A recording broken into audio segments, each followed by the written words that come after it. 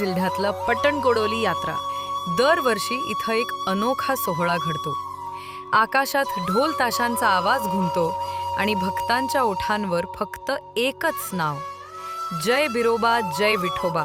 ही आहे विठ्ठल बिरदेव महाराजांची भव्य यात्रा। कधीपासून सुरू झाली ही परंपरा? कोण होता तो पहिला भाविक ज्याने ही यात्रा घडवली? आणि का दरवर्षी लाखो लोक नतमस्तक होतात या पवित्र भूमीत?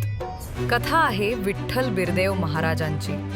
विष्णूचा अंश, धर्माचा रक्षक आणि भविष्यवाणी करणारा देव। शेकडो वर्षांपूर्वी या भूमीवर त्यांनी अवतार घेतला आणि समाजाला धर्म, नीती आणि भक्तीचा मार्ग दाखवला। म्हटलं जातं विठ्ठल बिरदेव महाराज हे परशुराम अवताराचे वंशज आहेत। त्यांनी जनतेचं दुःख दूर केलं आणि भविष्यवाणीच्या माध्यमातून लोकांना सावध केलं। त्यांच्या आशीर्वादानं गावात शांती, शेतीत भरपूर पीक आणि लोकांच्या मनात श्रद्धा टिकली। प्रत्येक वर्षी चैत्र शुद्ध नवमीपासून ही यात्रा सुरू होते। 4 दिवसांचा हा सोहळा म्हणजे भक्तीचा महासागर। गावाच्या प्रत्येक रस्त्यावर, प्रत्येक घराच्या दारात दीपज्योती आणि देवाचा गजर घुमतो। पहाटेपासूनच गावात उत्सवाचं वातावरण।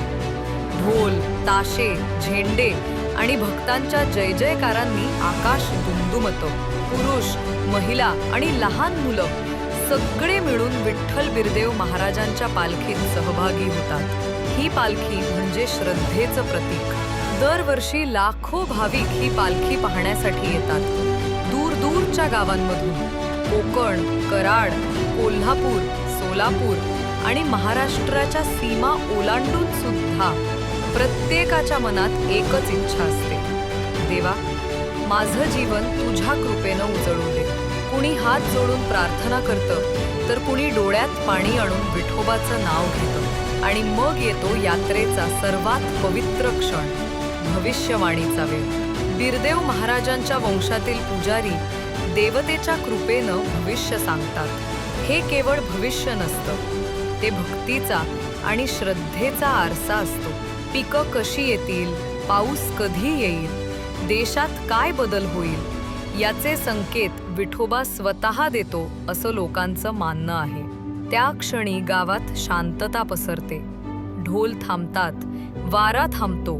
फक्त देवळाच्या सभोवती बसलेले हजारो भक्त, डोळ्यांतून ओघळणारे अश्रू आणि ओठांवर विठोबाचं नाव। तो क्षण असतो श्रद्धेचा, भक्तीचा आणि आत्मिक एकतेचा, जिथं देव आणि भक्त यांचं अंतर संपतं आणि उरतं ते फक्त विश्वासाचं नातं। ही यात्रा म्हणजे केवळ धार्मिक सोहळा नाही, ती महाराष्ट्राच्या संस्कृतीचा जिवंत पुरावा आहे। शेकडो वर्ष झाली, पण भक्तीचा तो दिवा आजही तसाच तेजोमय आहे। यात्रेच्या शेवटच्या दिवशी गावाचं रूप स्वर्गासारखं दिसतं। रंगीबेरंगी झेंडे, फुलांची सजावट आणि भक्तांच्या जयघोषात पालखी देवळाभोवती फिरते। ढोल ताशांच्या तालावर भक्त नाचतात, नारळ डोक्यावर ठेवून आरती करतात आणि आकाशात फुलतात श्रद्धेचे रंगीत झेंडे। संध्याकाळी सूर्य मावळताना देवळात आरतीचा वेळ येतो।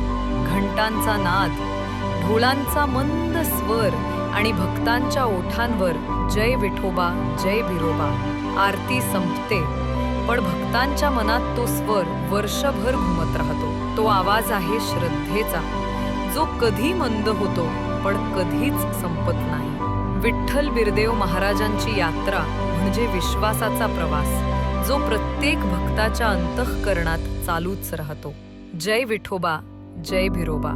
संध्याकाळचा सूर्य हळूहळू अस्ताला जातो आणि भक्तीचा प्रकाश त्या क्षणाला अनंत करतो।